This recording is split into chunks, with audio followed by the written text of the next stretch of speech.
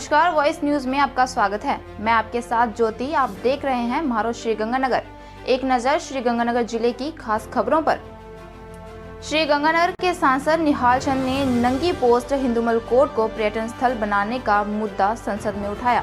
संसदीय क्षेत्र श्रीगंगानगर से लोकसभा सांसद व पूर्व केंद्रीय राज्य मंत्री निहाल चंद ने लोकसभा में शून्यकाल के दौरान सीमावर्ती क्षेत्र में पर्यटन और रोजगार को बढ़ावा देने के उद्देश्य से सीमा दर्शन योजना के अंतर्गत जिला श्रीगंगानगर के श्रीकरणपुर तहसील के नंगी पोस्ट और श्रीगंगानगर तहसील के हिंदुमल कोर्ट को पर्यटन स्थल के रूप में विकसित करने की मांग केंद्र सरकार से की है।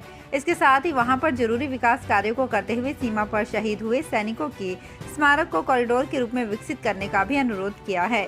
लोकसभा में सांसद निहाल चंद ने सदन को बताया कि सीमावर्ती क्षेत्र होने के कारण यहां पर भारतीय थल सेना, बीएसएस और भारतीय वायुसेना की छावनियां भी स्थित है।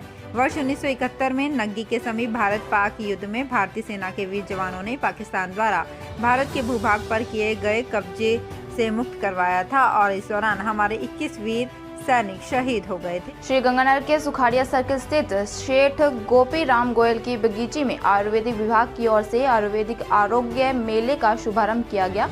कलेक्टर सहित विधायक रहे मौजूद। जिला मुख्यालय स्थित सुखाड़िया सर्किल के नजदीक सेठी गोपीराम गोयल की बगीचे में आयुर्वेद विभाग की ओर से संभाग स्तरीय आरोग्य मेले का शुभारंभ मंगलवार को हुआ। उद्घाटन अवसर पर अतिथि के रूप में विधायक राजकुमार गौड़, जिला कलेक्टर सौरभ स्वामी, बीएसएफ के डीआईजी अमित कुमार त्यागी सहित आयुर्वेद विभाग से जुड़े वरिष्ठ अधिकारी उपस्थित रहे। आदर्श जीवन शैली, ऋतु के अनुसार खान पान, योग, व्यायाम के साथ साथ स्वास्थ्य संबंधी जानकारी के लिए आयुर्वेद, योग, प्राकृतिक यूनानी सिद्धा एवं होम्योपैथिक चिकित्सा विभाग द्वारा राजस्थान सरकार के निर्देशानुसार संभाग स्तरीय आरोग्य मेले का आयोजन किया जा रहा है, जो 16 दिसंबर तक चलेगा। आयुर्वेद विभाग के उप निदेशक डॉक्टर राजकुमार पारिक ने बताया कि आरोग्य मेले को लेकर और नर्सिंग कर्मियों को अलग अलग जिम्मेदारियां सौंपी गई है।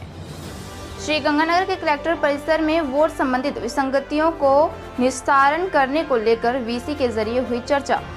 मतदाता सूचियों के विशेष संक्षिप्त पुनरीक्षण कार्यक्रम के अंतर्गत मतदाता सूचियों का प्रारूप प्रकाशन बीते माह किया गया है। प्रारूप प्रकाशन के बाद पुनरीक्षण कार्यक्रम के अंतर्गत प्राप्त विविध आवेदन पत्रों, लंबित आवेदन पत्रों, लंबित डबल वोट संबंधी विसंगतियों के निस्तारण के संबंध में मंगलवार को जिला मुख्यालय पर वीसी हुई। वीसी में 2023 की प्रगति रिपोर्ट पर चर्चा की गई। वोट संबंधी विसंगतियां दूर करने के लिए उच्च अधिकारियों ने निर्देश दिए। वीसी में जिला कलेक्टर सौरभ स्वामी, जिला परिषद सीईओ आईएएस मोहम्मद जुनैद मौजूद रहे।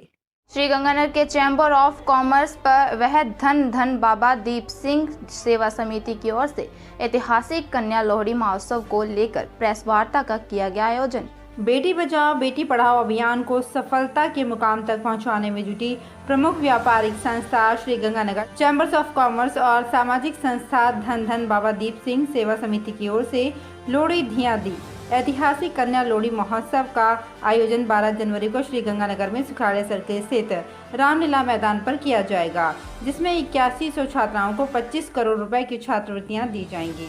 इस आयोजन को यादगार बनाने के लिए प्रख्यात सूफी गायक कंवर ग्रेवाल आएंगे। वहीं जिले के विभिन्न शिक्षण संस्थाओं की ओर से भी सांस्कृतिक कार्यक्रम प्रस्तुत किए जाएंगे। ये जानकारी अध्यक्ष विजय जिंदल और आयोजन सचिव तेजेंद्र पाल सिंह टिम्मा ने पत्रकार वार्ता में दी। उन्होंने बताया कि किसान आर्मी के विशेष सहयोग से आयोजित होने वाले इस महोत्सव में स्कूल या कॉलेज शिक्षा, आरएएस, आईएएस अथवा अन्य प्रतियोगी परीक्षाओं की तैयारी के साथ ही ब्यूटिशियन जैसे रोजगार परक कोर्स करने के लिए छात्रवृत्तियां दी जाएंगी। श्रीगंगानगर के कलेक्ट्रेट परिसर पर अखिल भारतीय खेत मजदूर यूनियन की ओर विभिन्न मांगों को लेकर लगाया गया धरना। अखिल भारतीय खेत मजदूर यूनियन की ओर से मजदूरों की विभिन्न मांगों को लेकर जिला मुख्यालय पर धरना लगाया गया। इस दौरान संबोधित करते हुए वक्ताओं ने कहा कि सरकार मजदूरों को 125 दिन काम देने का बखान कर रही है, लेकिन सच्चाई ये है कि मजदूरों को 100 दिन का भी काम नहीं दिया जा रहा है। जिला कलेक्ट्रेट के बाहर धरने पर बैठे श्रमिक संगठनों के पदाधिकारियों और मजदूरों ने कहा कि राशन कार्ड में खेत मजदूरों के परिवार के सदस्यों को ही शामिल नहीं किया जा रहा है। खेत मजदूरों को मिलने वाली सुविधा में पहले निर्माण करवाने और बाद में भुगतान करने की बात कर उन्हें लाभ से वंचित किया जा रहा है।